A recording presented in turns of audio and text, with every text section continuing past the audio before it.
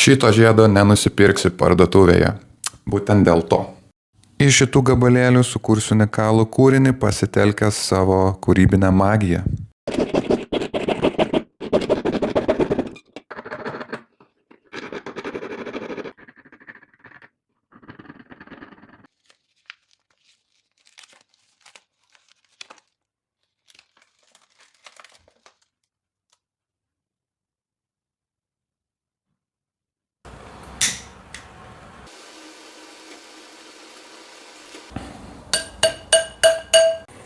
Ir jums užtruko vieną kadrą, o man labai daug laiko ir turiu dabar taip atrodantį žiedelį. Ir dabar reikia statyti akmenis. Taigi turiu pagrindinį centrinį ir šalia turinčius būti akmenukus.